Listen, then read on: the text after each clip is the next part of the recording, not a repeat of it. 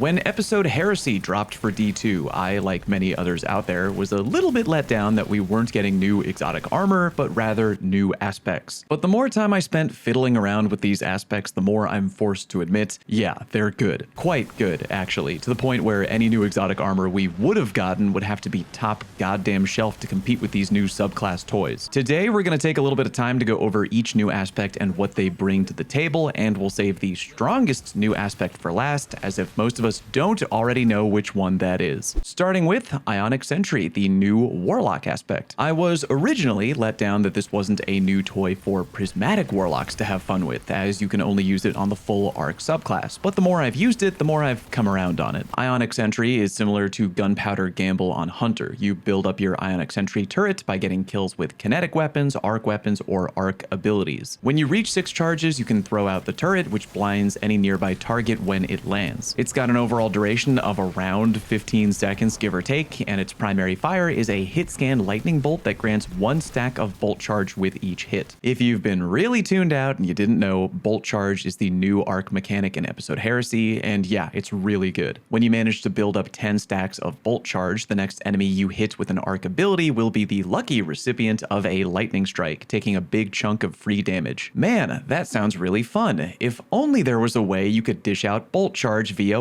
weapon damage instead, and maybe repeatedly, in order to add constant extra free damage onto your team's DPS phase.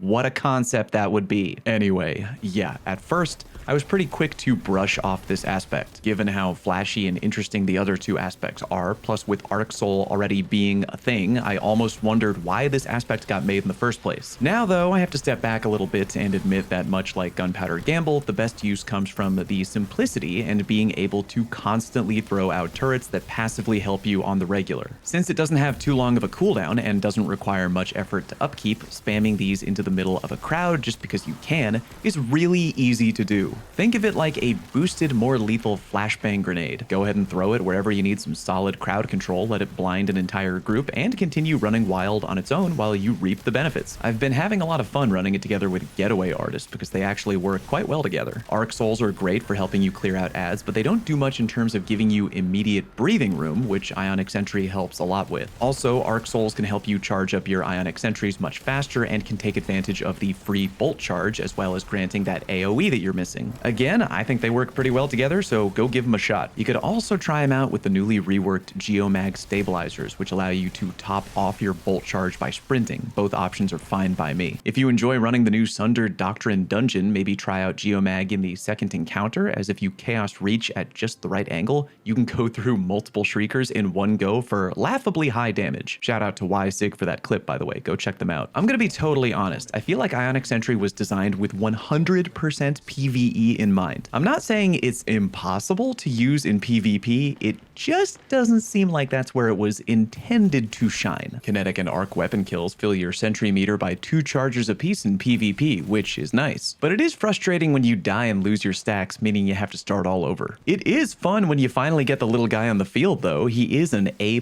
harassment tool. But if you want to annoy people in PvP with arc related stuff, I'd probably recommend Lightning Surge, but that's stronger on Prismatic anyway. Ionic Sentry may not be the strongest of the new aspects, but it's by no means bad. I strongly recommend you at least give it a try in PvE. It can fit into most builds pretty easily, and even if Arc Warlock isn't the strongest around, you still have a lot of quality CC at your fingertips. The next aspect to go over is the Void Hunters on the Prowl, and this was 100% created with PvP in mind. Or at the very least, that's where it's really working its magic at the time of me making today's video. Here's how it works. Going invisible will mark a nearby enemy as a priority target for both you and your teammates. I want to be clear, in PvE, doing this will give you a straight up wall hack type situation on marked enemies. Not in PvP though, as that would very much be extra broken. Your enemies are going to be marked in a different way. They'll essentially glow bright red. They won't be that hard to spot. When you or a teammate kills the marked target, a smoke cloud will pop out of their dead body. That smoke cloud will weaken any nearby enemies if they go through or even just touch the smoke cloud when it goes off, and on top of that, you or any teammate that goes through or really just touches the smoke cloud will become invisible. But wait, there's more. Also, when the marked target is killed, you and nearby allies gain the following: increased weapon reload speed and stability for a short time, and grenade, melee, and class ability energy. And because you activate this new aspect by becoming invisible by any means, that means by walking through the smoke cloud that dropped when you killed the marked target, which remember, makes you invisible, you can effectively reactivate this aspect all over again for free. This aspect has so much going on. Void Hunters can become invisible so easily in PvP, and it's something they already do on the regular because it's kind of a big part of their overall kit. Therefore, marking a nearby enemy isn't really that hard to do. On top of that, all of the benefits of On the Prowl happen whether you or any of your teammates kill the marked target. The smoke cloud, the free invis, the weapon buffs, the ability energy, all of it. The fact that it can happen from you or a teammate killing the marked enemy makes this aspect very good. If you plan on playing any of the new Trials of Osiris experience, which IMO is more rewarding now than it's ever been before, you should expect to run into teams running Void Hunter a lot. Again, it's not immediately noticeable the way you might notice an Arc Warlock sliding around with and getting one-hit kills with Lightning Surge, but you're getting free invis for you and your teammates, mind you, potentially free weaken on enemies, weapon buffs, and ability energy for playing no differently than you normally would. Void Hunters were already quite strong in PvP, but On the Prowl, in my opinion, has hardcore cemented them into the upper echelon 3v3 meta without question. And while Hunters can lean into this with their PvP exotic armor choice if they want, aka throw on something like Omnioculus for a little bit of extra DR here and there,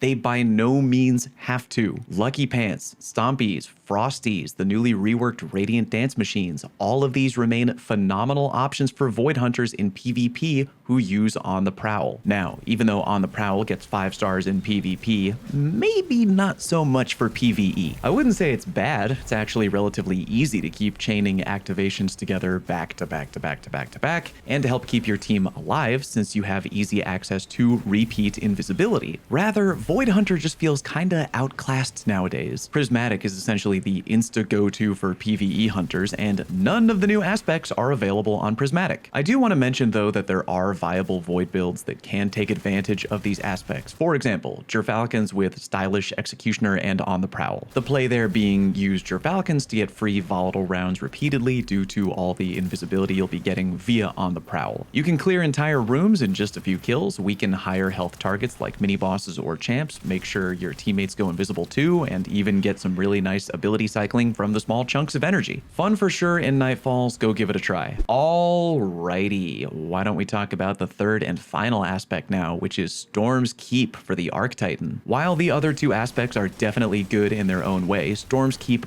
really is just over the top stupid to the point where I don't think PvE Titan mains are legally allowed to complain for the next few months. Here's how it works. You and nearby teammates are given a small chunk of bolt charge stacks every time you, the Titan, use your class ability. Also, while you or any of your allies are standing behind your Titan barricade, you continually gain stacks of bolt charge over time, and you actually get more stacks from dealing weapon damage while behind your barricade. And the most important part, your weapons now are able to discharge max stacks of bolt charge. Remember earlier when we were going over Arc Warlock? When you eventually reach times 10 stacks of bolt charge, you can only discharge that awesome free lightning bolt attack by tagging an enemy with an arc ability? Yeah, Storm's Keep allows Titans and their allies to do it by firing their weapons. Granted, you have to be behind a Titan barricade in order to do that, but good lord, man. In a nutshell, Storm's Keep has essentially transformed the DPS meta in PvE. With just one Arc Titan on the squad dropping a rally barricade for everybody to bunch up behind, you can now riddle the boss with free repeated lightning strikes as you damage them with your weapons which you were already doing. Here's a fun fact. When gaining bolt charge from weapon damage behind a Storm's Keep barricade, the amount given and how often are both factored by the magazine size of the weapon that you're using. With that in mind, you kind of want to look for one of two weapon types to really take advantage. Either big magazine weapons that have a really high rate of fire, or small magazines and quick damage. One very sneaky example of the latter is Le Monarch, because as a bow, it technically has a magazine of 1 and it does DOT with each strike. Speaking of sneaky, I want to make a quick note of a bug with one of the newest artifact mods that is boosting Storm's Keep effectiveness 100 times over. Volatile Marksman is one of the artifact perks boosted by the Tome of Want this season. With any ritual active, you get a nice little addition that gives you a small chunk of class ability energy anytime a volatile explosion goes off. However,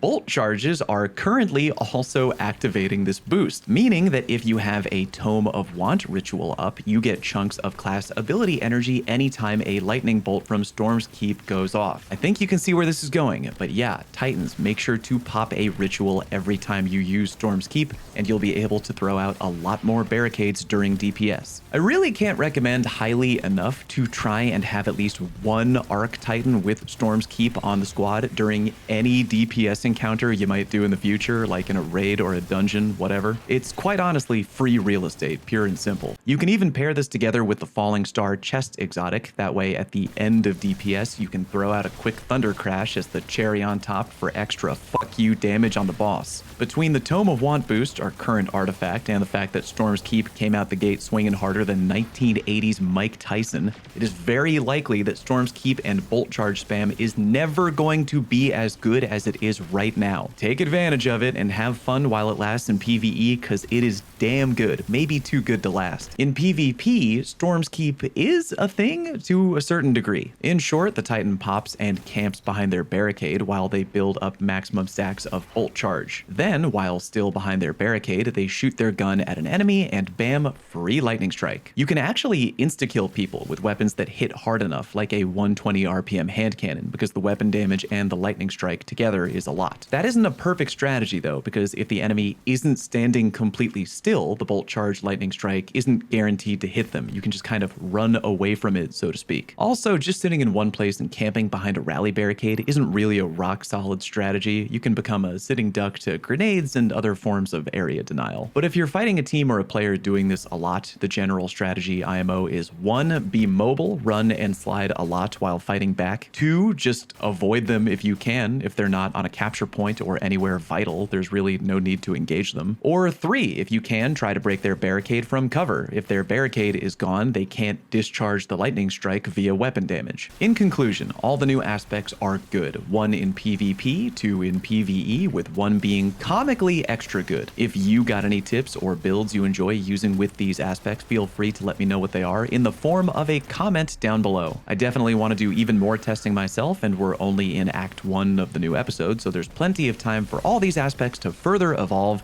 and potentially break the game. Thanks very much for watching. Peace.